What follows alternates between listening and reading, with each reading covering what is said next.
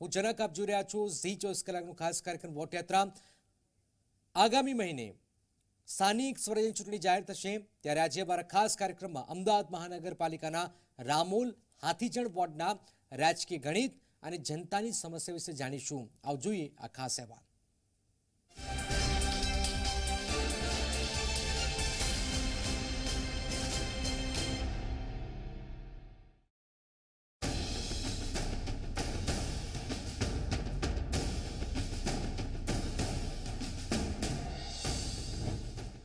ગુજરાતમાં સ્થાનિક સ્વરાજની ચૂંટણીનો જંગ જામ્યો છે, ત્યારે વાત કરીએ અમદાવાદ મહાનગરપાલિકાના 48 વોર્ડમાંનો એક વોર્ડ રામોલ હાથીજણની। 2015માં પણ નવું સીમાંકન જાહેર થયું હતું, જેમાં રામોલ હાથીજણ વોર્ડને પણ અસર થઈ હતી।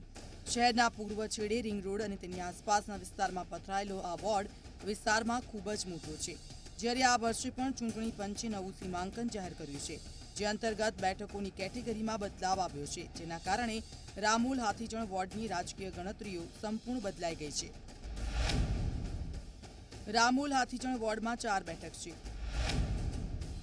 આ વખતે રામોલ વોર્ડની 4માંથી 3 બેઠક સામાન્ય કેટેગરીની થઈ ગઈ છે, જ્યારે એક બેઠક અનુસૂચિત જાતિના ઉમેદવાર માટે અનામત રાખવામાં આવી છે। 2 બેઠક મહિલાઓ માટે અનામત રાખવામાં આવી છે। વર્ષ 2015માં યોજાયેલી ચૂંટણીમાં રામોલ હાથીજણ વોર્ડમાં વિવિધ કેટેગરી મુજબની 4માંથી 2 બેઠકો ઉપર ભાજપના ઉમેદવાર ચૂંટાયા હતા, જ્યારે 2 બેઠકો ઉપર કોંગ્રેસના ઉમેદવાર ચૂંટાયા હતા। આ બેઠક ઉપર ભાજપના રસીલા પંડ્યા, કિરણબેન યાદવ ચૂંટણી જીત્યા હતા, જ્યારે કોંગ્રેસના ઉમેદવાર રાજુભાઈ ભરવાડ, અતુલ પટેલ ચૂંટણી જીત્યા હતા। રામોલ હાથીજણ વોર્ડમાં 1,14,460 મતદારો છે। પુરુષ મતદારો 62,723 છે, મહિલા મતદારો 51,736 છે। આ વખતે 25,000 મતદારો વધ્યા છે। અન્ય મતદારો પણ અહીં સારા પ્રમાણમાં છે। અમદાવાદ શહેરના પૂર્વ વિસ્તાર એટલે કે નદીની પેલે પારમાં આવતા રામોલ હાથીજણ વોર્ડના મહત્વના પ્રશ્નોની વાત કરીએ, આ વિસ્તાર હજી પણ સતત વિકાસ ઝંખી રહ્યો છે। પરપ્રાંતીય, શ્રમજીવી અને આર્થિક પછાત વર્ગની વધુ વસ્તી ધરાવતા આ વિસ્તારમાં આરોગ્ય અને શિક્ષણની સમસ્યા વધુ છે। આ ઉપરાંત પીવાનું પાણી, ડ્રેનેજના ગંદા પાણીની સમસ્યાથી પણ લોકો પરેશાન છે। રામોલ વિસ્તાર પૂર્વમાં આવેલા વિવિધ ઔદ્યોગિક એકમોને અડીને આવેલો છે, પરિણામે વાયુ અને જળ પ્રદૂષણના કારણે સ્થાનિકો ખૂબ યાતના ભોગવી રહ્યા છે।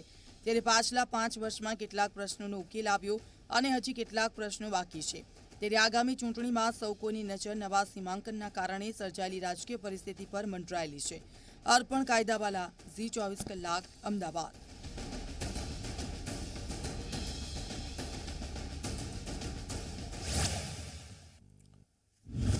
તો અમદાવાદ મહાનગરપાલિકાના રામોલ હાથીજણ વોર્ડમાં આગામી ચૂંટણી થવાની છે, ત્યારે ચૂંટણીમાં મતદાન કરનારા મતદારો શું છે વાત, તેઓની ભાવિ કોર્પોરેટર પાસે શું છે અપેક્ષાઓ, તે જાણવા માટે ઝી 24 કલાકની વોટ યાત્રા પહોંચી અમદાવાદના રામોલ અને હાથીજણ વોર્ડમાં, અને ત્યાં હાજર ભાજપ કોંગ્રેસના નેતાઓ અને લોકો સાથે સીધો સંવાદ કર્યો। ઝી 24 કલાકનો સ્થાનિક સ્વરાજ્યની ચૂંટણીલક્ષી વિશેષ કાર્યક્રમ છે વોટ યાત્રા। વોટ યાત્રા આજે આવી પહોંચી છે અમદાવાદ શહેરના રામોલ હાથીજણ વોર્ડમાં। અમદાવાદ શહેરના પૂર્વ વિસ્તારમાં છેવાડે તરફ આવેલો આ વિસ્તાર ખૂબ જ મોટો છે, ઔદ્યોગિક એકમો પણ ખૂબ જ મોટા પ્રમાણમાં આવેલા છે, અને આ વિસ્તારમાં અનેક એવા પ્રશ્નો પણ ઉદ્ભવેલા છે।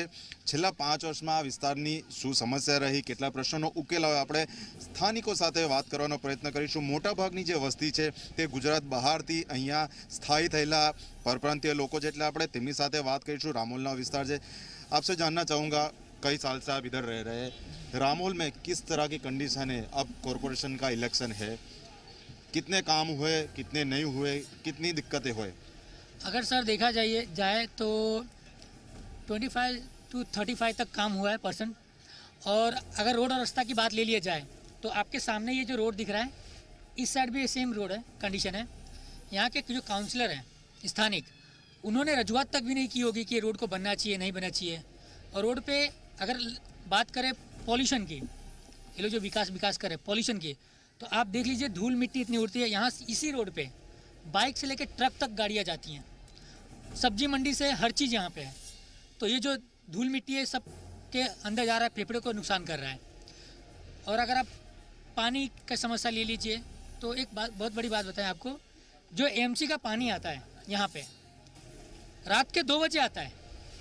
लोग नौकरी से रात को 8 बजे आते हैं, अब 8 बजे वो खाना खा के सोवें कि 2 बजे रात को पानी भरें।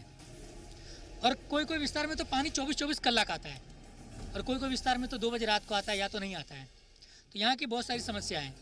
और ये जो बीजेपी विकास का सिलसिला चलाती है, तो सर इसी विकास के ऊपर मैंने 2 पंक्तियाँ लिखा, मैं सुनाना चाहता हूँ आपको। मजदूर हो रहा मजबूर, सरकार को है सत्ता का गुरूर, सचमुच विकास हो रहा है। सरकारी बाबुओं का बढ़ता भ्रष्टाचार, किसानों पे हो रहा अत्याचार, सचमुच विकास हो रहा है। अडानी अंबानी हो रहे मालम माल, जनता दाने दाने को मोहताज, सचमुच विकास हो रहा है। लूट रही है बेटियों की लाज, प्रशासन कर रहा ना कोई काज, सचमुच विकास हो रहा है। ये आपने बात की, हम बात करेंगे अहमदाबाद शहर की। आपसे पूछना चाहूँगा, क्या गंभीर प्रश्न है आपके इलाके के? जिस तरह से यहाँ का इलाका है, पीने के पानी की बात है, रोड की बात है, ड्रेनेज की बात है, पिछले 5 साल में कितने काम हुए आपके मुताबिक, क्या कहेंगे आप?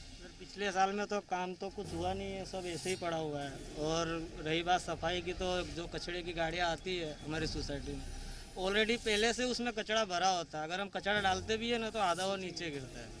कोई मतलब नहीं है वो सफाई का। वो लोग गाड़ियाँ इस तरह से भेजते हैं, और कभी आती है नहीं आती है, ऐसा होता है। पहले आपके वहाँ जो 4 कॉरपोरेटर थे, उसमें से 2 भाजपा के, 2 कांग्रेस के थे, लेकिन उसमें से अभी एक भाजपा में चले गए। उनकी भूमिका क्या रही? कितने टाइम उन्होंने आपको मिलने का प्रयत्न किए? आपके जो जितने भी जो प्रश्न थे वो उसको सोल्व करने का प्रयत्न किया?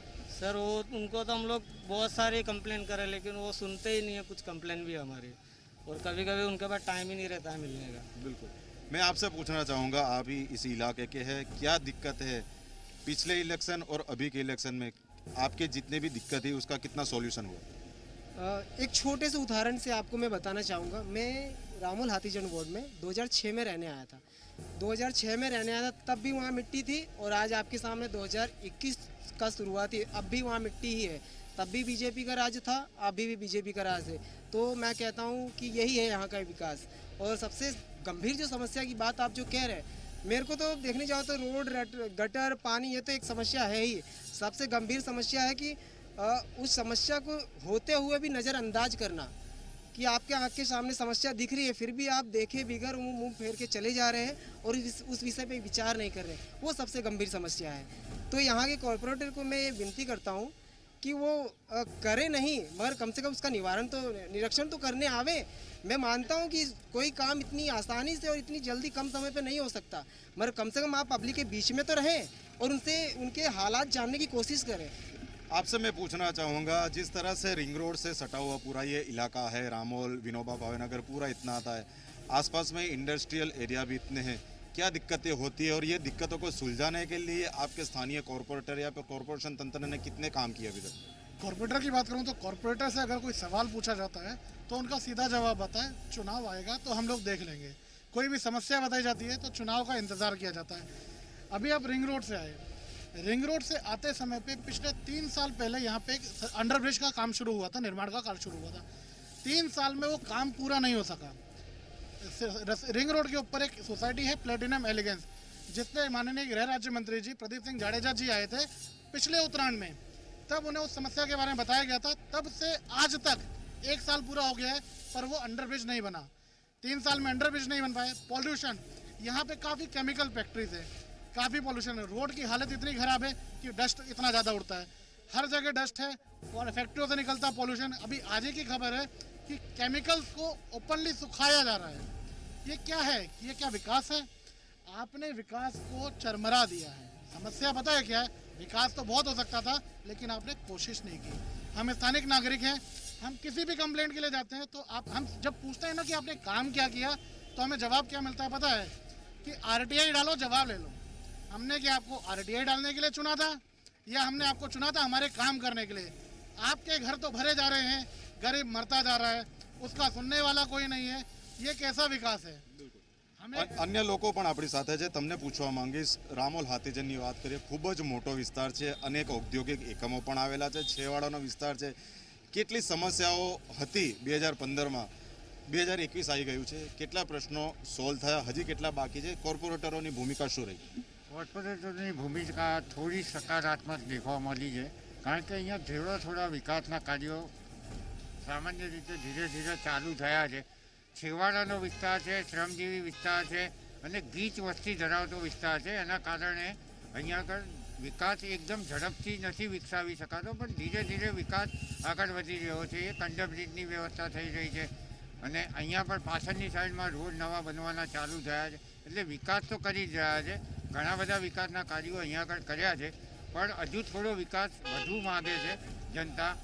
आपसे पूछना चाहूँगा, किस तरह की दिक्कत रही, कितने जो प्रॉब्लम थे वो सॉल्व हुए, अभी क्या हालात है और आने वाले इलेक्शन में आप क्या चाहते हैं कि यहाँ के कौन से ऐसे इश्यू है जिस पर ध्यान दिया जाए? जैसे चुनाव आता है तो हमेशा जैसे बोलते हैं कि इस बार आपका पत्थर लग जाएगा, लाइट हो जाएगा, सब कुछ हो जाएगा. जब चुनाव बीत जाता है तो उसके बाद कोई एक्शन नहीं होता. मतलब हमारे यहाँ का कॉरपोरेटर का और हम उनको ही नहीं जानते अभी तक. तो हम चाहेंगे कि इस बार जो चुनाव होए तो कोई अच्छी पार्टी आवे जो हमारे यहाँ की समस्या का हल करे. क्या ज़्यादातर समस्या क्या है यहाँ की? यहाँ के रोड जो धूल मिट्टी उड़ती है, फिर उसके बाद लाइट, पानी, यही सब प्रॉब्लम है जो आज 10 साल से यही प्रॉब्लम चले आ रहे हैं. बिल्कुल, यानी कि अभी तक सॉल्यूशन नहीं हुआ. आप क्या कहेंगे, कितनी दिक्कतें रही, कितने जो प्रश्न थे आपके वो अभी तक निपटाए गए और कॉरपोरेटरों की क्या भूमिका रही? कॉरपोरेटरों की तो भूमिका यही है कि इलेक्शन के टाइम पे दिखाई देते हैं, उसके बाद कोई नहीं दिखाई देता है. ठीक है, मैं इस जगह पे 10 साल से रह रहा हूँ और 10 साल से करीब 5 साल से ये पानी पीने का है, इसमें गटर का पानी आ रहा है और मैं हर साल बरसात में सैंपल निकाल के देता हूँ जो है म्यूनसिपालिटी को. वो लोग बोलते हैं कि जब तक बरसात सही होती है उसके बाद वो बोल देते हैं कि अब पानी सही हो गया. बरसात जैसे ही आएगी फिर पानी गटर का चालू हो जाता है. और 6 महीने से सोसाइटियों के अंदर लाइट के खंभे गाड़ दिए गए हैं. लाइट पहले जली थी कुछ दिन, लेकिन अभी 6 महीने से ना तो रोड की लाइट और ना अंदर सोसाइटियों की लाइट जल रही है, बंद पड़ी है. इनको पूछते हैं म्यूनसिपालिटी वालों को या कोई भी काउंसिलर, उनको पूछते तो वो ये कहते हैं रोड का काम चल रहा है. तो रोड का काम 6 महीने पहले चालू हुआ था, खड्डा खोद दिया था, अभी 8 दिन से गिट्टी डालना चालू हुआ है और ये भी राम भरोसे है कि 2021 में बनेगा कि 22 में बनेगा. तब तक हम लोग अंधेरे में रहेंगे और गटर का पानी पीते रहेंगे. कोई सुनता नहीं है, ना कोई सुनवाई होती है. रोड की दिक्कत है, पानी की दिक्कत है, क्या कहेंगे आप? यहाँ के आप वोटर है, यहाँ रह रहे सालों से, क्या दिक्कत है, कितने आपकी जो दिक्कतें कम हुई? दिक्कत है साहब, बहुत दिक्कत है, क्योंकि महीने में 12 महीने, एक साल में 12 महीना होता है. 8 महीने तो गटर पूरी भरा जाती है. कोई नेता जो आता है तो एक दिन में तो पूरा रोडर वेडर दौड़ जाता है, साफ सुथरा हो जाता है. उसके बाद उसी में सब आते जाते हैं, मगर किसी को दिखाई नहीं देता. कोई भी नेता 4 दिन बाद जाके वो देखो सामने दुकान के सामने अभी गटर पूरी भरी हुई है. बताओ क्या सुविधा है? બિલકુલ. और वो इलेक्शन के समय લોકોની અલગ અલગ વાતો છે, આપણે હજી કેટલાક લોકો સાથે વાત કરીશું. क्या कहेंगे आप? रामोल हाथीजन इतना बड़ा इलाका है, पिछले कई साल से आप इधर रह रहे हैं, कितनी दिक्कतें थी, कौन से जो महत्व के प्रश्न थे जो आपके सामने आए थे, अभी तक उसका क्या हाल है? देखो सर, सबसे बड़ी जो यहाँ की डेली एसेंशियल की नीड है, वाटर, रोड, स्ट्रीट लाइट, इन सब मामलों में 10 साल पहले जो भी हालत थी वही हालत अब भी है. यहाँ के कॉरपोरेटर जो हैं वो दिखते ही नहीं है, उनको कुछ काम करना नहीं है, सिर्फ बीजेपी के नाम पे चुनाव जीतना है.